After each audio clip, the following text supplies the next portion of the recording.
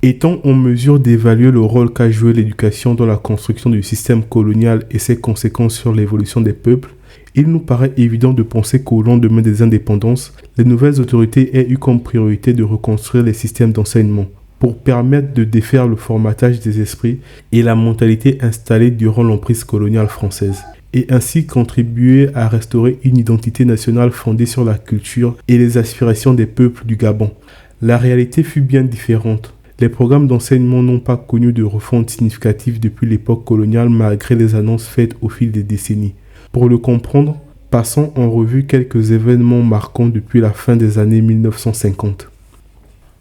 En 1956, pour tenter de calmer les mouvements indépendantistes et installer un climat de confiance, la loi numéro 56-619, dite loi cadre déférée, est votée par l'État français. Cette loi accorde une certaine autonomie aux peuples colonisés dans la gestion de leur territoire. Toutefois, les domaines jugés importants tels que l'économie, la monnaie, la sécurité ou encore l'éducation restent sous le contrôle français. Les populations africaines sont ainsi privées du droit d'organiser elles-mêmes leur éducation.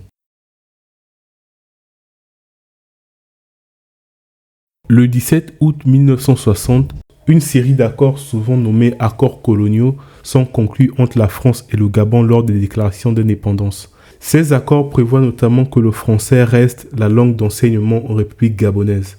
Les accords économiques, quant à eux, ouvrent le marché gabonais aux éditeurs français sans restriction, facilitant ainsi la distribution des manuels français au sein des écoles gabonaises.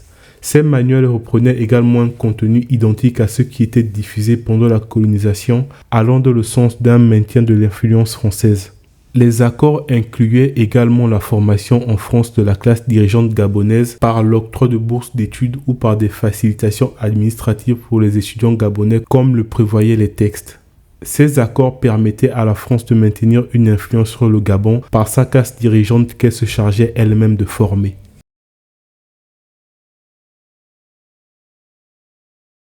En 1961, un an après la vague d'indépendance de l'année 60, se tient un congrès des ministres de l'éducation des pays d'Afrique pendant la conférence internationale de l'UNESCO à Addis Abeba. De nombreux pays africains fraîchement indépendants étaient présents, parmi lesquels le Cameroun, la République du Congo, la RDC, le Gabon, le Ghana ou encore le Mali.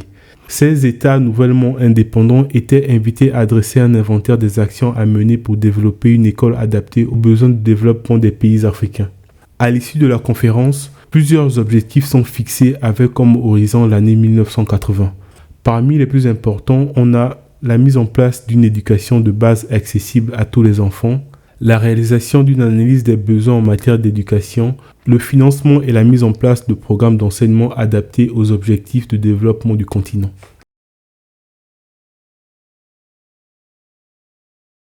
En 1966, la loi numéro 16/66 portant sur l'organisation générale de l'enseignement en République gabonaise entre en application.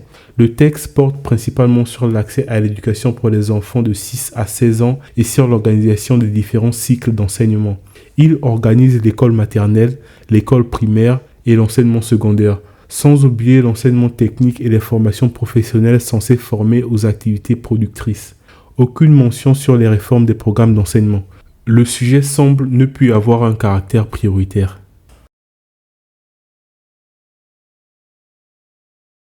En 1983, un an après une série de recommandations en matière d'éducation adressées par l'UNESCO au Gabon dans un document intitulé « Réforme et rénovation de l'enseignement », les premiers états généraux de l'éducation et de la formation sont organisés sous la présidence d'Omar Bongo. Parmi les conclusions, on note les besoins de régler le manque d'adéquation entre l'enseignement professionnel et les besoins du marché du travail, la réduction du taux d'échec scolaire ou encore le développement de la technique pour aider au développement économique du pays.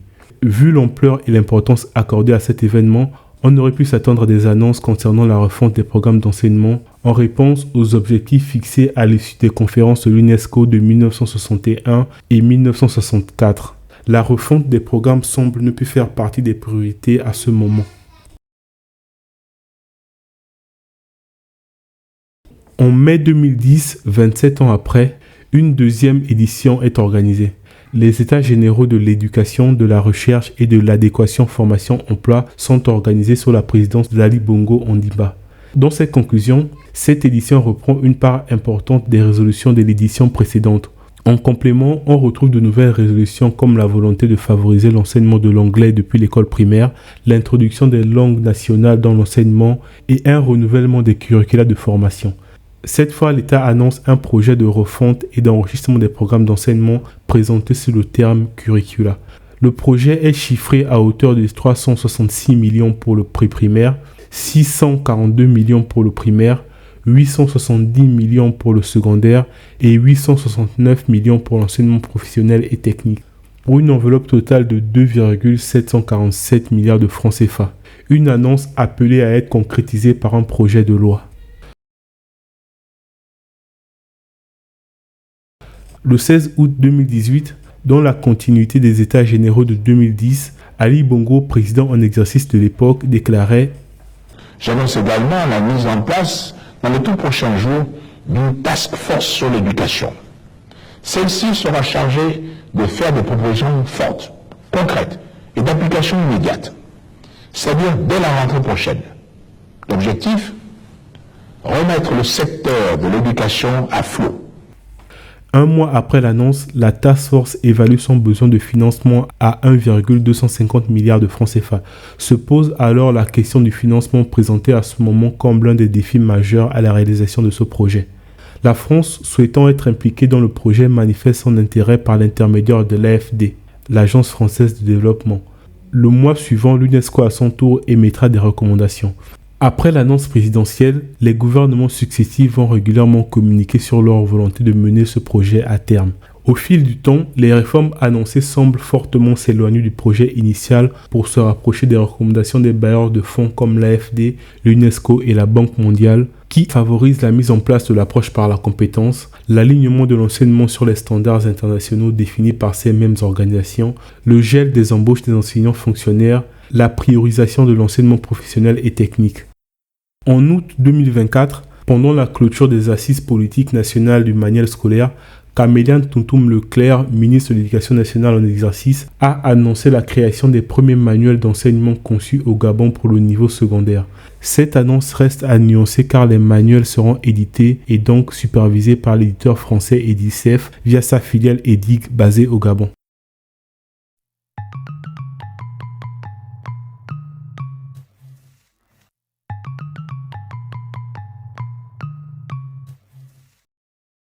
L'incapacité du Gabon à réformer son système éducatif depuis l'indépendance se reflète dans l'incapacité du pays à produire ses manuels scolaires et plus largement les contenus de l'enseignement. Ce problème spécifique nous oblige à questionner la provenance des manuels utilisés au Gabon. Une analyse basée sur les manuels scolaires recommandés pour les cycles pré-primaires, primaires et secondaires par le ministère de l'Éducation nationale nous donne les chiffres suivants.